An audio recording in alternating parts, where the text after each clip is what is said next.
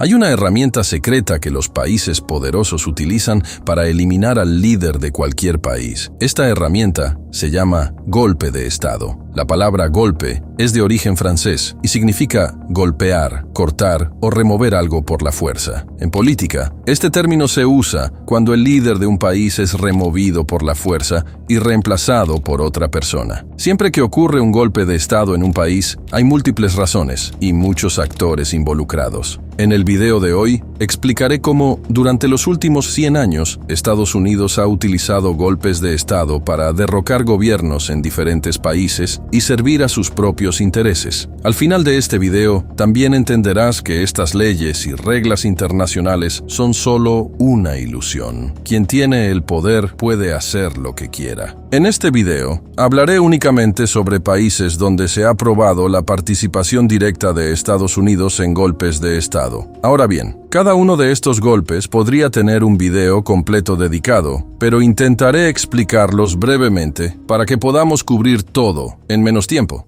Así que comencemos y retrocedamos al año 1893. Esta fue la primera vez que Estados Unidos llevó a cabo un golpe de Estado en algún país. A aproximadamente 5.000 kilómetros de distancia de Estados Unidos está Hawái, cuya reina se estaba convirtiendo en una amenaza para la industria azucarera estadounidense. Misioneros estadounidenses habían llegado a Hawái años antes para difundir el cristianismo y habían comprado grandes extensiones de tierra para cultivar azúcar. Este azúcar se exportaba a Estados Unidos, pero los hawaianos locales ganaban muy poco de ello. La reina redactó una constitución para imponer restricciones a estos empresarios azucareros, pero los ricos propietarios de molinos de azúcar en Estados Unidos se alarmaron. Poco después, Estados Unidos envió numerosos barcos militares a Hawái y con la ayuda de algunos locales, derrocó a la reina y nombró a uno de los misioneros cristianos como el nuevo presidente de Hawái. Este fue el primer intento de Estados Unidos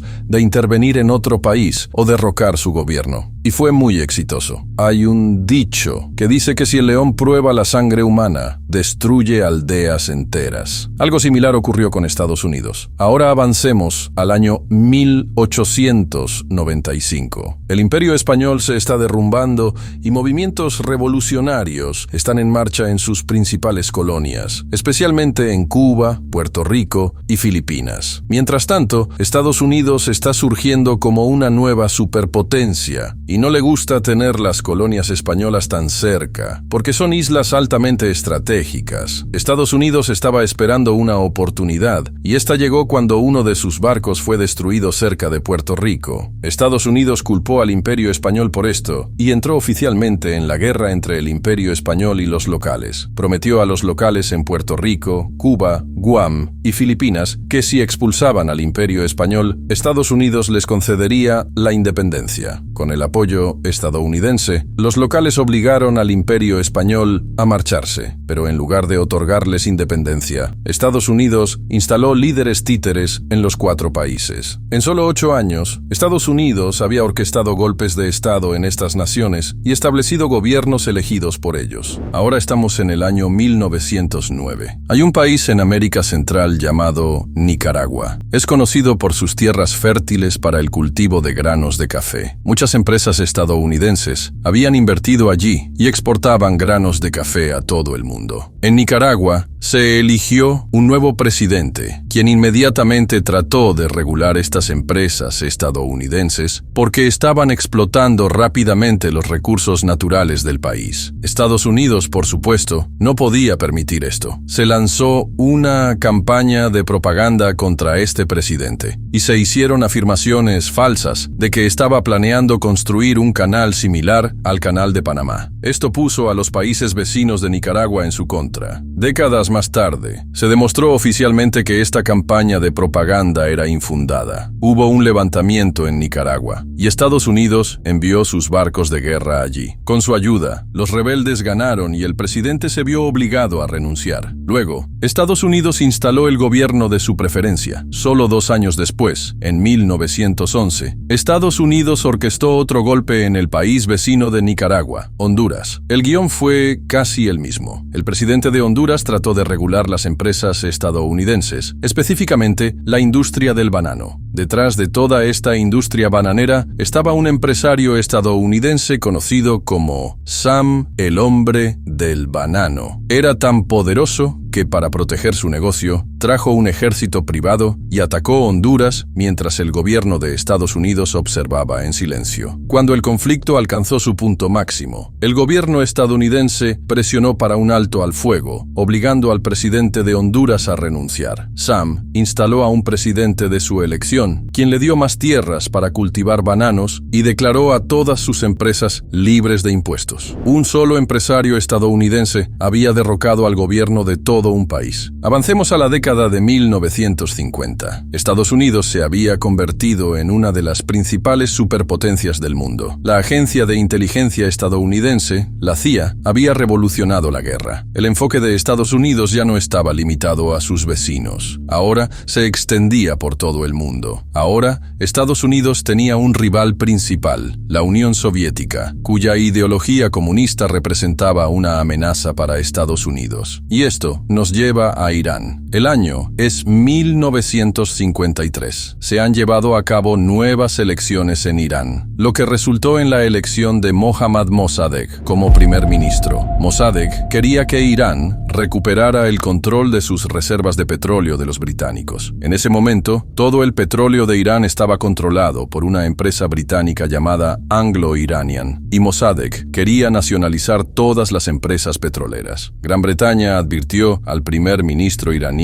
que tomar tal medida tendría graves consecuencias. El gobierno británico rápidamente convocó una reunión con la CIA, decidiendo que Mohammad Mossadegh debía ser removido. La CIA envió en secreto a su jefe de la Oficina de Medio Oriente, Kermit Roosevelt, a Irán con una única misión: eliminar a Mossadegh por cualquier medio necesario. Kermit distribuyó dinero entre políticos y líderes religiosos, animándolos a difundir propaganda contra Mossadegh entre el público. Se llevaron a cabo ataques falsos contra líderes religiosos y Mossadegh fue culpado por ello. Estallaron protestas violentas por todas partes. Se incendiaron tiendas, se lanzaron piedras contra la policía y en represalia, la policía disparó, matando a cientos de personas. Finalmente, la situación en Teherán se salió de control, lo que obligó a Mohammad Mossadegh a renunciar. Fue arrestado, sometido a un juicio manipulado y puesto bajo arresto domiciliario por el resto de su vida. Para llenar el vacío dejado por Mossadegh, Estados Unidos y el Reino Unido trajeron a Mohammad Reza Shah Pahlavi y lo nombraron Rey de Irán. 45 centuries. His title is King of Kings, and he becomes Emperor of his nation.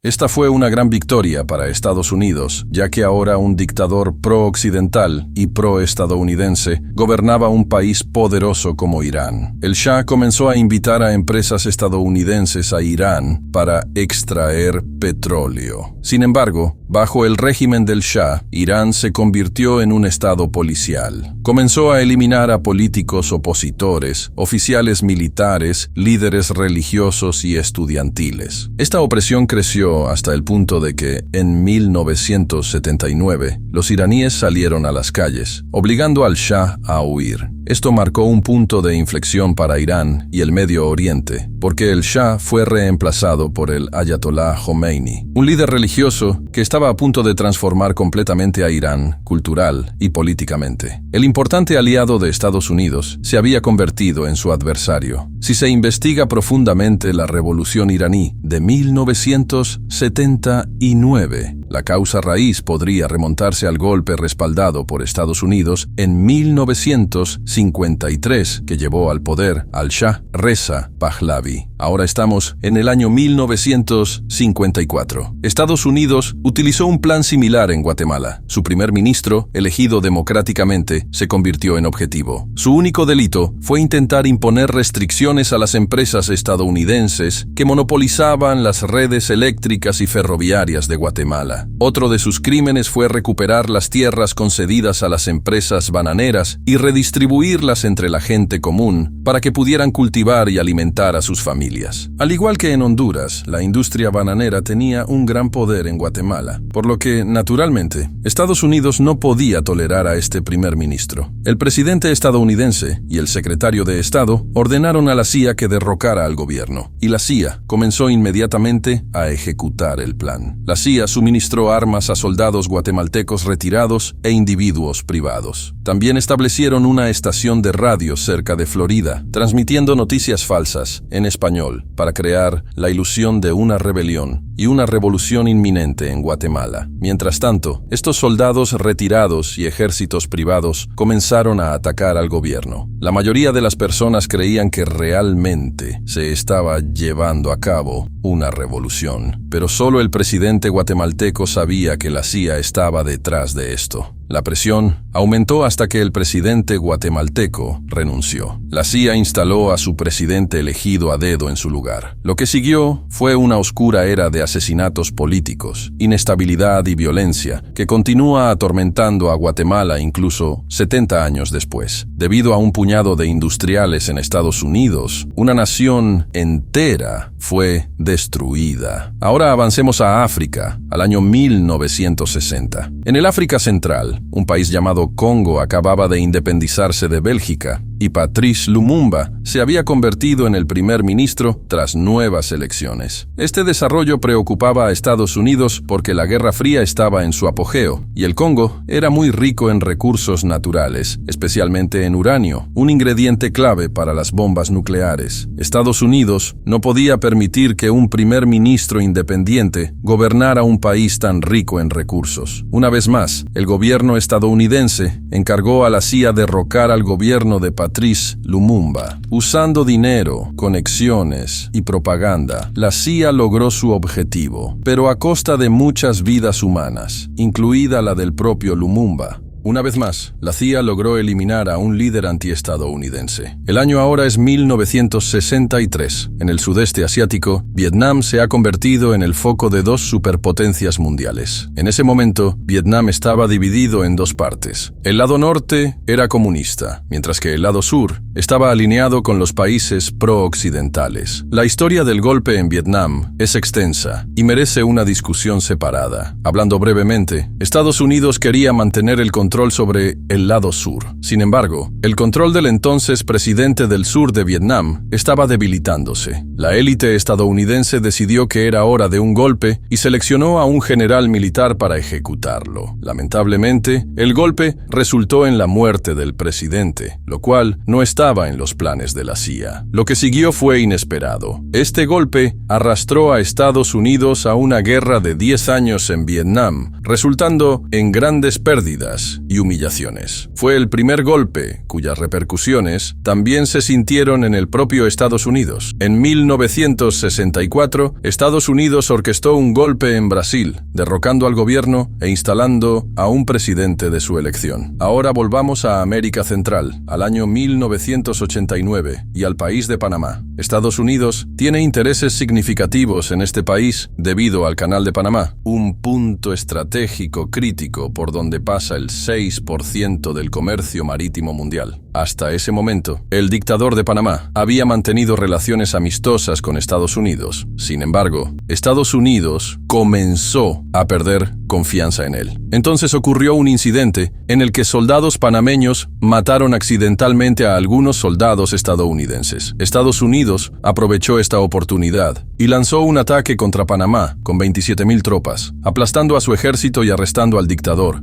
quien fue condenado a 40 años de prisión. Una vez más, Estados Unidos había derrocado con éxito otro gobierno. Ahora vamos al sur de Asia. Es el mismo año. Aquí, la Unión Soviética está en guerra con Afganistán. La Unión Soviética apoya al presidente afgano Mohammad Najibullah, mientras que Estados Unidos respalda a los mujahidines afganos. Estados Unidos está decidido a expulsar a la Unión Soviética de Afganistán y, para lograrlo, está proporcionando miles de millones de dólares en ayuda al vecino de Afganistán, Pakistán, que canaliza los fondos para apoyar a los mujahidines afganos. Finalmente, los mujahidines afganos ganan la guerra y la Unión Soviética se retira de Afganistán. Sin embargo, estos mismos mujahidines más tarde evolucionaron en los talibanes y Al-Qaeda, y solo 12 años después, en 2001, Estados Unidos libró una guerra contra estos mismos talibanes y destruyó por completo Afganistán. El año ahora es 2003 y el enfoque de Estados Unidos está en Irak. Estados Unidos está decidido a remover al presidente de Irak, Saddam Hussein. Hussein. Las razones detrás de este movimiento se discuten en detalle en otro video, que se recomienda ampliamente para entender las dinámicas del Medio Oriente entre 1980 y 2003. Este video cubre los roles de Estados Unidos, Israel, China y la Unión Soviética durante ese periodo. Si deseas entender la situación actual en el Medio Oriente, este video es imprescindible. También compartiré el enlace al final de este video. En 2003, Estados Unidos atacó Irak bajo el pretexto de buscar armas químicas. En cuestión de semanas, el gobierno de Saddam Hussein fue derrocado y se instaló un gobierno favorable a Estados Unidos. 3 años después, en 2006, Saddam Hussein fue ejecutado por ahorcamiento. Estados Unidos había orquestado otro golpe exitoso. Sin embargo, este golpe llevó a la formación de grupos como el ISIS, que desestabilizan todo el Medio Oriente y siguen siendo un problema significativo hasta el día de hoy. Ahora, pasamos al golpe final de este video. El año es 2011 y las protestas contra dictadores estallan en todo el mundo árabe. Estas protestas se llaman la Primavera Árabe. El epicentro de esta revolución es Libia, donde Muammar el-Gaddafi ha estado gobernando durante los últimos 32 años. Muchos libios están frustrados con sus políticas. Gaddafi se opone firmemente a Estados Unidos y la OTAN. Estados Unidos ve una oportunidad en estas protestas para eliminar al coronel Gaddafi. Una vez más, utilizando su estrategia de golpes, Estados Unidos intenta derrocar a Gaddafi e instalar un nuevo gobierno. Esta vez, la OTAN está directamente involucrada en el golpe. Los drones de la OTAN disparan misiles contra el convoy de Gaddafi, lo que lleva a su captura y posterior asesinato por parte del público en el acto. Desde entonces, Libia ha permanecido en un estado de caos. El video de hoy puede haber sido el más detallado de este canal hasta ahora, pero también fue, quizás, uno de los más necesarios. Resalta cómo los países y las personas poderosas hacen todo lo posible para asegurar sus intereses, y si tienes poder, entonces las leyes se doblarán para ti. En otras palabras, si tienes poder, incluso la ley te saludará. Por muy inquietante que esto pueda parecer, la geopolítica internacional opera de esta manera. Veamos quién será el próximo objetivo de Estados Unidos, o, tal vez, Estados Unidos pronto enfrente una división interna o una guerra civil. Se espera que 2025 sea un año transformador para la geopolítica. Estas son las fuentes que consultamos para el video de hoy. Nos vemos en el próximo video y cuídense.